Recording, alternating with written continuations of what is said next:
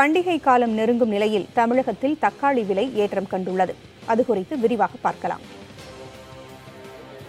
தமிழகத்தில் கொரோனா தொற்று இன்னும் முழுமையாக நீங்காத நிலையில் விலையேற்றம் என்ற மற்றொரு பிரச்சினை தலை தூக்குகிறது. பெட்ரோல், டீசல், சமையல் எரிவாயு சிலிண்டர் உள்ளிட்ட எரிபொருள் விலை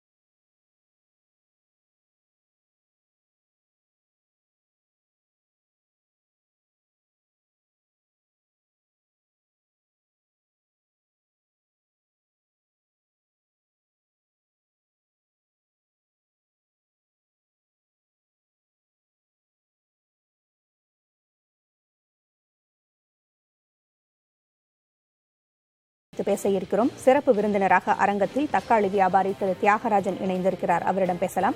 வணக்கம் சார். வணக்கம். அவ்வப்போது ஏதேனும் ஒரு குறிப்பிட்ட காய்கறியின் விலை அதிகமாக உயர்ந்து செய்தியில் வரும் அளவிற்கு இருக்கிறது. இப்பொழுது தக்காளி, என்ன காரணம் இந்த தக்காளி விலை உயர்வுக்கு?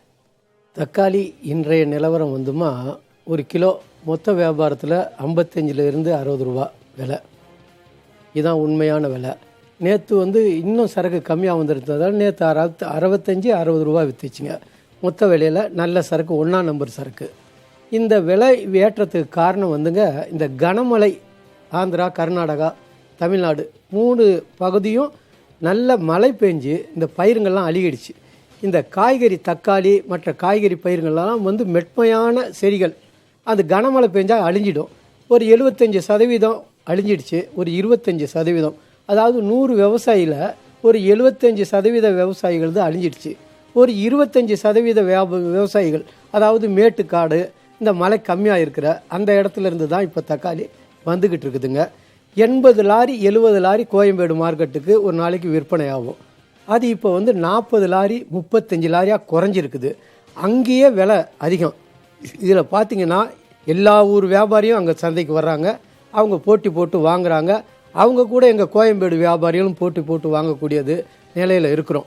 ரெண்டாவது, அங்கே இருக்கிற விவசாயிகள் இங்கே தோட்டத்திண்டை எனக்கு கிலோ 60 ரூபாய்க்கு கேட்குறாங்க. எனக்கு உங்களால் அதுக்கு மேலே விற்க முடியுமா அப்படின்னு கேட்டுக்கிட்டு தான் சரக்கு அனுப்புகிறாங்க. அந்த மாதிரி ஒரு சூழ்நிலையில் இங்கே வியாபாரிகள் மேலே எதுவும் இல்லைங்க. இந்த விலைவாசியை நல்ல கட்டுக்குள் கொண்டு இருக்கணும்னா ஃபஸ்ட்டு இந்த விவசாயி, பாதிக்கப்பட்ட விவசாயிகளை காப்பாற்றணும். இந்த விலைவாசி 10 ரூபாயும் 5 ரூபாயும் விற்கிற நேரத்தில் அரசாங்கம் ஒரு பாதி பயிரை அழிச்சிடணும். 2 ஏக்கரா இருக்கிற ஒரு விவசாயிகிட்ட 1 ஏக்கராவை அழிச்சிட்டு 1 ஏக்கராவை அவங்களுக்கு அந்த நஷ்ட ஈடை கொடுத்து 1 ஏக்கரா அந்த பயிர் சந்தைக்கு வருமானால் அவங்களுக்கு போதுமான விலை கிடைக்கும். மக்களுக்கும் குறைவான விலையில் அந்த தக்காளி கிடைக்கும். இது இன்னொரு விதம். அந்த சரக்கு கம்மியாக இருக்கிறப்ப, விலை கம்மியாக இருக்கிறப்ப, விவசாயிங்களுக்கு நஷ்டப்படுறப்ப அந்த பொருள்களை வாங்கி ஜூஸ் பண்ணுறதுக்கோ இல்லை அதை பாதுகாத்து விலை டிமாண்டு வர்றப்போ எடுத்து டெலிவரி செய்வதற்கோ அரசாங்கம் தக்க ஏற்பாடுகளை செய்தோம். சில ஆண்டுகளுக்கு முன்னே ஆந்திரா அரசாங்கம் அங்கே விவசாயிகிட்ட ஒரு விலையை கொடுத்து வாங்கி அவங்களே சந்தைக்கு அனுப்பிச்சாங்க. நீங்கள் என்ன சந்தையில் விலை போகுதோ அதை கொடுங்க, நாங்கள் விவசாயிக்கிட்ட ஒரு கூடுதலான விலை கொடுத்து வாங்கிக்கிறோம் அப்படின்னு அந்த அரசாங்கம் செஞ்சாங்க.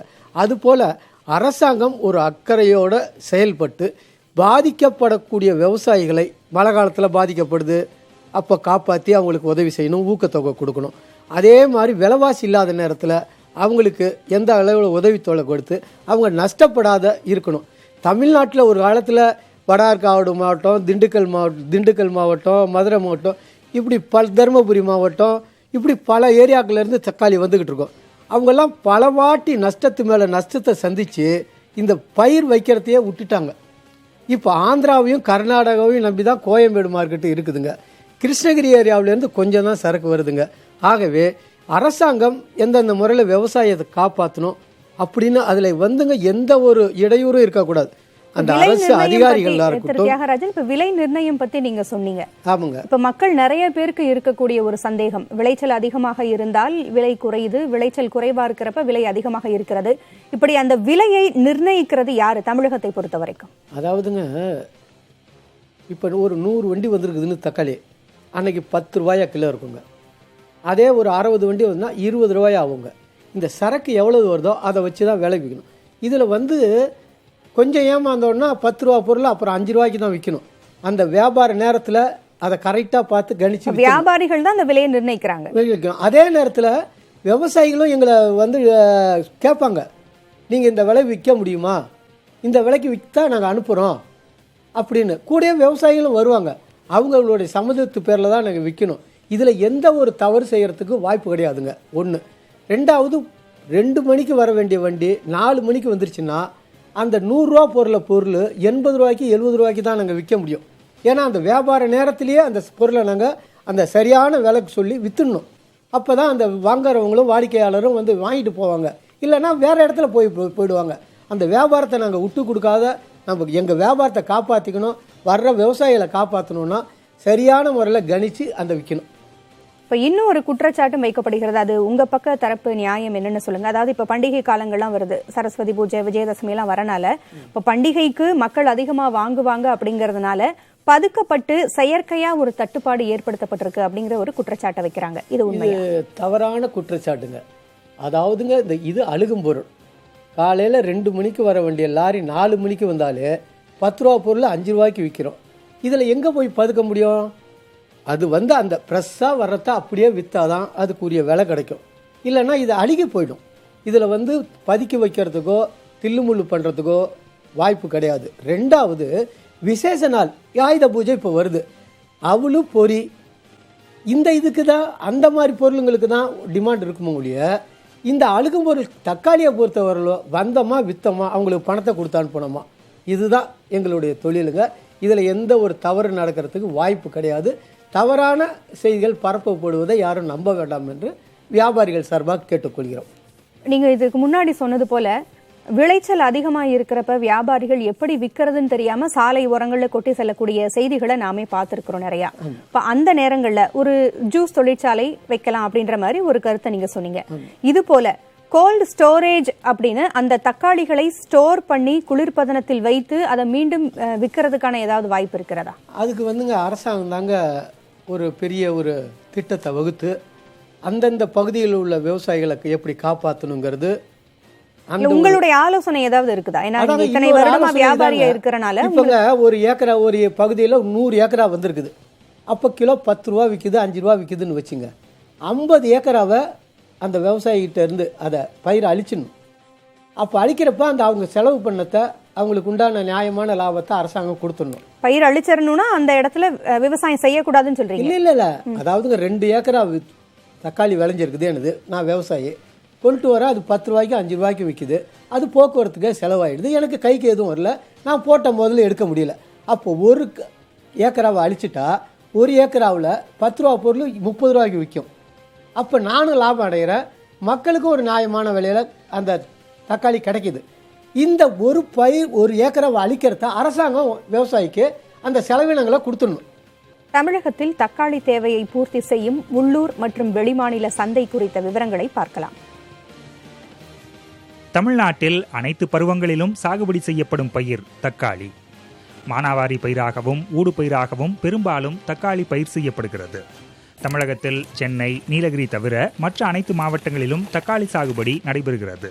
குறிப்பாக தருமபுரி, கிருஷ்ணகிரி, கோவை, திருப்பூர், சேலம், திண்டுக்கல், தேனி, தென்காசி, மதுரை, தஞ்சை, வேலூர், திருவண்ணாமலை மற்றும் கடலூர் மாவட்டங்களில் அதிக அளவில் சாகுபடி செய்யப்படுகிறது. கோவை மாவட்டம் கிணத்துக்கடவு அருகில் உள்ள நாச்சிபாளையம் சந்தையும், தருமபுரி மாவட்டத்தில் உள்ள ராயக்கோட்டை சந்தையும் தக்காளி விற்பனைக்காக செயல்படும் தனி சந்தைகள் ஆகும். இந்திய அளவில் எடுத்துக்கொண்டால் ஆந்திரா, கர்நாடகா, தெலங்கானா, ஒடிசா, மேற்கு வங்கம், மத்திய பிரதேசம் ஆகிய மாநிலங்களில் தக்காளி அதிக அளவில் உற்பத்தி செய்யப்படுகிறது. இவற்றுள் தமிழகத்தின் வெளிச்சந்தை தேவையை பூர்த்தி செய்ய கர்நாடகா, ஆந்திரா, தெலங்கானா ஆகிய மாநிலங்களிலிருந்து தக்காளி இறக்குமதி செய்யப்படுகிறது. தக்காளி விலை உயர்வை கட்டுப்படுத்த தமிழ்நாடு அரசு எடுத்து வரும் நடவடிக்கைகள் குறித்த கூடுதல் விவரங்களை செய்தியாளர் ரமேஷ் தருகிறார். ரமேஷ், தக்காளியின் விலை 100 ரூபாயை நெருங்கிவிட்டது. இந்த நிலையில் தமிழக அரசு இந்த விலையை கட்டுப்படுத்த என்ன நடவடிக்கைகளை எடுத்து வருகிறது? தற்போது தலைமைச் செயலகத்தில் உணவுத்துறை அமைச்சர் சக்கரபாணி ஆலோசனையில் ஈடுபட்டு வருகிறார். இதில் உணவுத்துறை ஆணையர் மற்றும் பல்வேறு உயர் அதிகாரிகள் இதில் பங்கேற்றிருக்கிறார்கள். இதில் பார்த்தீங்கன்னா இந்த மாதிரி வெங்காய விலை உயர்வு, தக்காளி விலை உயர்வு போன்ற காலங்களில் அரசு பல காலங்களில் சந்திச்சிருக்காங்க. இதுக்கு என்ன பண்ணுவாங்கன்னா கார்பஸ் ஃபண்டுன்னு சொல்லிட்டு உணவுத்துறையில் ஒரு 100 கோடி ரூபாய் டெபாசிட் செய்த பணம் இருக்கும். இது அவசரமான காலத்தில் அந்த 100 கோடியை எடுத்து எங்கெங்கெல்லாம் விலை குறைவாக தக்காளி கிடைக்கிறதோ அங்கிருந்து கொள்முதல் செய்து அரசே பண்ணை பசுமை காய்கறி கடைகள் என்று இருக்கு. சென்னையில் கூட பல இடங்களில் பார்த்திருப்பீங்க. நகரும் காய்கறி கடைகள் கூட இருக்கின்றன. கடந்த காலங்களில் வெங்காய விலை உயர்வு இப்படிதான் கட்டுப்படுத்தப்பட்டது. இப்போ என்ன அமைச்சர்கிட்ட கேட்கும்போது அவங்க என்ன சொல்றாங்கன்னா, திண்டுக்கல் ஒட்டஞ்சத்திரம் மார்க்கெட்டில் இன்னைக்கு தக்காளி விலை 30 ரூபாய், அதே போல திருச்சி மணப்பாறை பகுதியில் அதிகமாக விளையுது, அதே போல தருமபுரி மாவட்டம் ராயக்கோட்டை போன்ற பகுதியில் அதிகமாக விளையுது. இங்கெல்லாம் குறைவான விலையில் இருப்பதால் அங்கே நேரடியாக அரசே கொள்முதல் செய்து அரசுடைய கூட்டுறவு விற்பனை சாலைகள் மூலமாக மக்களுக்கு 30 ரூபாய்க்கு கீழே கொடுப்பதற்கான ஏற்பாடுகள் நடைபெற்று வருவதாகவும் அது குறித்த விரிவான ஒரு செய்தி குறிப்பு இன்னும் சிறிது நேரத்தில் வெளியாகும் என்று தெரிவிக்கிறார்கள். குறிப்பாக பார்த்தீங்கன்னா தக்காளிக்கு தேவை தமிழகத்துடைய உற்பத்தியே போதுமான அளவுக்கு இருக்கு, மற்ற மாநிலங்களை சார்ந்து இருக்க வேண்டாம் அப்படின்ற ஒரு சூழல் இருக்கு. அதாவது எங்க டிமாண்ட் இருக்கோ அங்க எடுத்து சேர்த்த வேண்டிய ஒரு சூழல் இருக்கிறது. அதற்கான வேலையில அரசு செய்யும் சொல்றாங்க. குறிப்பாக சென்னையை பொறுத்தவரை நெல்லூர் போன்ற பகுதியிலிருந்து தக்காளி வருவது, அந்த பகுதியிலும் தற்பொழுது மழை காரணமாக தான் இந்த விலை ஒரு காரணம் என்று சொல்லப்படுகிறது. எனவே தமிழ்நாட்டில் விளையக்கூடிய தக்காளியை தமிழ்நாடு மக்களுக்கு கொண்டு சேரக்கூடிய வகையிலான பணிகள் நடைபெறும் என்று அமைச்சகம் சார்பாக சொல்லப்படுகிறது. தகவல்களை வழங்கியமைக்கு நன்றி ரமேஷ். திரு தியாகராஜன், அரசு என்னென்ன நடவடிக்கை எடுக்க போகிறது அப்படிங்கறத பார்த்தோம். எந்த இடத்துல எல்லாம் விளைச்சல் அதிகமாக இருக்கிறதோ அங்கெல்லாம் அரசு கொள்முதல் செய்து அதை பிரித்து அனுப்பலாம் அப்படிங்கிற ஒரு திட்டத்தை வச்சிருக்காங்க. உங்களுடைய கருத்து என்ன? அதாவதுமா இன்னைக்கு வெளியூருங்களில் 30 ரூபா 40 ரூபாங்கிறாங்க தக்காளி. இப்போ செய்தி சொன்னீங்க. நாங்கள் ஆந்திரா, கர்நாடகா, இங்கே கிருஷ்ணகிரி ஏரியாவிலேருந்து வந்தது ஒரு பொட்டி இன்னைக்கு 700 ரூபா 650 ரூபா விவசாயிகளே கொண்டு வியாபாரம் பண்ணிட்டு போயிருக்கிறாங்க. அரசு சொல்லும் பொழுது தமிழகத்துல தேவையான தக்காளி இங்கேயே விளையுது அப்படிங்கிறாங்க. பிறகு நம்ம ஆந்திரா, கர்நாடகாவிலிருந்து இறக்குமதி செய்ய வேண்டிய கட்டாயத்துல தான் இருக்கு. அதாவதுங்க, இங்க இருக்குது சரக்கு கம்மியாக இருக்குது, அது தரமானதாக இருக்குதுன்னா இதை விட்டுட்டு தான் நாங்கள் ஏன் ஆந்திராவுக்கு போகிறோம், கர்நாடகாவுக்கு போகிறோம்? இந்த சரக்கு எது நல்ல சரக்கோ அதை தான் மக்கள் விரும்பி வாங்குவாங்க. அந்த சரக்கை போய் வாங்கிட்டு நாங்கள் ஒரு நாளைக்கு லாபம் கிடைக்கலாம், ஒரு நாளைக்கு நஷ்டம் வரலாம். எங்களுக்கு இதுதான் இந்த காலையில் அந்த தக்காளியை விற்றா தான் சோறு, அந்த மாதிரி நிலையில் இருக்கிறோம். எங்கே தக்காளி இருக்குது, நல்ல தக்காளி இருக்குதோ அதை கொண்டு மக்களுக்கு கொடுக்க வேண்டியது தான் எங்களுடைய பணி. இப்போ தமிழகத்தில் இருக்கக்கூடிய தக்காளி, தமிழகத்தில் விளைவிக்கப்படக்கூடிய அந்த தக்காளி தரம் குறைஞ்சிருக்குன்னு சொல்கிறீங்களா? அதான் சார், அதாங்க முன்ன திண்டுக்கல்லேருந்து வந்துச்சு, தேனியிலேருந்து வந்துச்சு, நிலக்கோட்டையிலேருந்து வந்துச்சு, தருமபுரியிலேருந்து வந்துச்சு. ஏன் இதெல்லாம் இங்கே வர்றதில்ல? அவங்க அங்கே இருக்கிற விவசாயிங்க ஏன் கொண்டு வர்றதில்ல? இங்கே வர்ற நேரத்தில் அது விலை ரொம்ப கம்மியாக விற்கிது, அது விலை போகலை. இப்படி பல காரணங்களாக தான் இப்போ இந்த ஆந்திரா, கர்நாடகாவிலேருந்து சரக்கு தரமானதாக வருது. அது இங்கே ஒரு 250-300 கிலோமீட்டருக்குள்ளே விரைவாக வந்துடுது. அதை ஃப்ரெஷ்ஷாக கொடுக்குறாங்க. அதை தான் மக்கள் விரும்பி வாங்குகிறாங்க. நாங்கள் திண்டுக்கல்ல இருந்தோ இந்த உடுமலைப்பேட்டை, பொள்ளாச்சி இங்கேருந்து வர்றது லேட் ஆகிடுது. ரெண்டாவது அந்த சரக்கு இந்த மழை காலத்துலலாம் வர்ற வேலை அது லேட்டாக வந்துச்சுன்னா அழுகி போயிடும். தெரியுதுங்களா? சரக்குத்துக்கு தகுந்தாப்புல செட்டியார் முறுக்காக இருந்தால் பார்த்தால சரக்கு முறுக்காக இருக்கணும். தஞ்சாவூர்லேருந்து வர்ற தக்காளி நல்லா இல்லைன்னா, இங்கே மைசூர்லேருந்து வர்ற தக்காளி நல்லா இருக்குன்னா மக்கள் அதை தான் வாங்குவாங்க. இப்போ நம்ம தமிழ்நாட்டிலேயே உற்பத்தியாகிற அந்த தக்காளியை விட்டுட்டு நம்ம பிற மாநிலங்களில் இருக்கக்கூடிய தக்காளியை நாடுறோம்னா இப்போ ஏதோ ஒரு குறை இருக்குது. நீங்கள் சொன்ன மாதிரி மிக விரைவில் உங்களை அடையலை அப்படின்னு சொல்கிறீங்க. இப்போ என்ன போக்குவரத்தின் மூலமாக தக்காளி வருகிறது, அதை எப்படி சரி செய்யலாம்? உங்களுக்கு அந்த வருகின்ற நேரம் தான் பிரச்சனைனா அதை எப்படி சரி செய்யலாம்? அரசுக்கு உங்களுடைய ஆலோசனை என்ன? அதாவதுமா, இது ஒரு 300 கிலோமீட்டர்னா காலையில் பறிக்கிற தக்காளி இங்கே வந்துடுது, எங்களுக்கு நைட்டு வந்துடுது.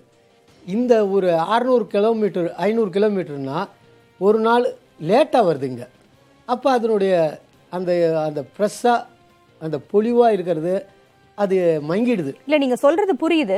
இப்ப என்ன அந்த ஒரே சாலை போக்குவரத்தின் மூலமாக மட்டும்தான் தக்காளி வருதா? சாலை போக்குவரத்து லாரிகள் மூலமா வருதுமா? ரயில் சிறிய லாரி, பெரிய லாரி, இப்படி வித்தியாசம் இருக்கும் இல்லையா?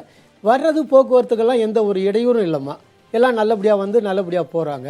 சரக்கு இதோட அங்க நல்லா இருக்குதுமா. அதால வந்து அதே மாதிரி அந்த ஊர் அரசாங்கங்க, அந்த மாநில அரசாங்கம் அந்த விவசாயிகளுக்கு நல்லபடியாக தரமான விதைகளை கொடுத்து அவங்களுக்கு இது செய்கிறாப்புல தமிழ்நாட்டிலையும் கொடுத்து செஞ்சால் தமிழ்நாடு சரக்கு தரமாக இருந்தால் அது கோயம்பேட்டுக்கு வர்றா எங்களுக்கு நாங்கள் விற்கிறதுக்கு காத்துக்கிட்டு இருக்கிறோம். அப்போ உங்களுடைய கோரிக்கைகளில் ஒன்று இன்னும் கூட சேருதுன்னு சொல்லலாம். அதாவது தரமான விதைகளை விவசாயிகளுக்கு வழங்கணும் அப்படிங்கிறது உங்களுடைய இன்னொரு கோரிக்கையா இருக்கு. அப்ப இப்ப இருக்கின்ற அந்த விதைகளினுடைய தரம் எப்படி இருக்கிறது? அந்த விதைப்பு முறை இல்ல அதை பயிரிடுகின்ற முறை ஏதாவது மாற வேண்டுமா? வேளாண்மை துறை ஏதாவது உதவி செய்ய வேண்டுமா விவசாயிகளுக்கு? எங்களுக்குமா சரக்கு வரும், அதை விற்க தெரியும். சரக்கு நல்ல சரக்காக இருந்து இந்த ஆந்திரா கர்நாடகாவிலேருந்து வர்றதால அது விற்பனை ஆகுதுன்னு அதை நாங்கள் வருவிக்கிறோம். இப்போ இந்த தமிழ்நாட்டில் உடுமலைப்பேட்டை, பொள்ளாச்சி, இந்த மாதிரி தேனி, இந்த மாதிரி சரக்கு நம்ம கிருஷ்ணகிரி ஏரியா, இந்த கிருஷ்ணகிரி ஏரியாவிலையும் இப்போ கொஞ்சம் நல்ல சரக்கு வருதுங்க. அது நல்ல விலை போகுது. இன்றைக்கி ரொம்ப டாப்பாக விற்றது இந்த கிருஷ்ணகிரி ஏரியா சரக்கு தான் போயிருக்குதுங்க. ஆகவே சரக்கு தரமாக இருந்துச்சுன்னா விலை போகுங்க, இல்லைன்னா படிக்கு பாதியாக கூட விற்காதுங்க. வியாபாரிகள் இன்னும் தரமான தக்காளியை எதிர்பார்க்கிறனால வேளாண் துறை விவசாயிகளுக்கு இன்னும் ஆலோசனைகளையும் எத்தனையோ தொழில்நுட்ப வசதிகள் வந்துவிட்டன. விதைப்பு முறையில் இருந்து, விதைகளில் இருந்து, அந்த நீர் நுகர்தலிலிருந்து எத்தனையோ முறைகள் எல்லாம் வந்துவிட்டன. வேளாண் துறை அதற்கு உதவி செய்ய வேண்டும் என்பது வியாபாரிகளினுடைய ஒரு கோரிக்கையாக இருக்கிறது. தக்காளியினுடைய விலை உயர்வு குறித்து மக்களிடம் கருத்து கேட்டோம். அவர்கள் தெரிவித்திருக்கும் கருத்துக்களை பார்க்கலாம். காசு அவங்கவுங்க வச்சிருக்கதை பொறுத்து தான் இருக்குது. நம்ம கஷ்டப்படுறவங்கள்ட்ட காசு இல்லாதனால அது சொல்ல முடியாது. தக்காளி விலை கூட, காய்கறி எல்லாமே கூட தான். இப்போ கொரோனா டைம்ன்றது எல்லாருக்கும் தெரியும், வருமானம் இல்லைன்னு தெரியும். குடும்பம் செய்கிறவங்களுக்கு தக்காளி ஒரு அத்தியாவசியமான பொருளாகிடுச்சு. அதனால் எங்களுக்கு கொஞ்சம் குறைஞ்சா நல்லாயிருக்கும். எங்களுக்கு மலிவாக இருந்தால் தான் நாங்கள் வாங்கி சமைக்க முடியும். பிள்ளைங்களும் பள்ளிக்கூடம் ஸ்கூல் போகிறதுக்கு சமைக்க முடியும். எங்களால் எல்லோரும் அதிக விலை விற்றா எங்களால் வாங்க முடியாது. இதுதான் வேறு வழி இல்லை. எல்லாம் விலைவாசியெல்லாம் ஏறி தான்ப்பா இருக்குது. கொஞ்சம் குறைச்சாங்கன்னா தேவலாம். புள்ள குட்டிங்களை வச்சுக்கிட்டு கஷ்டமாக இருக்குது. எதை வாங்குறது எதை விட்றதுன்னு தெரியலை. எப்படியோ ஓட்டுறோம். அவங்களாம் பார்த்து எதுவும் குறைச்சி உதவி செஞ்சாதான். முன்பே சொன்னது போல ஏழைகளின் ஆப்பிள் என்று அழைக்கப்படக்கூடிய தக்காளிக்காக மக்கள் காத்திருக்கிறார்கள். தக்காளியினுடைய விலை குறையும் என்று தங்களுடைய ஏக்கத்தை தெரிவிச்சிருக்கிறாங்க. அரசின் காதுகளுக்கு இது எட்டும் என்று எதிர்பார்க்கலாம். அரசும் ஒரு கொள்கையை வகுத்திருப்பதாக சற்று முன்னர் நமது செய்தியாளர் கூறினார். விலை குறைவதற்காக எங்கு விளைச்சல் அதிகமாக இருக்கிறதோ அங்கு அரசே கொள்முதல் செய்து எல்லா இடங்களுக்கும் சமமாக பிரித்து அனுப்புவதற்கான நடவடிக்கை எடுப்பதாக கூறியிருக்கிறார்கள். விரைவில் நடக்கட்டும். இணைப்பிற்கு அரங்கிற்கு வந்தமைக்கு நன்றி திரு தியாகராஜன்.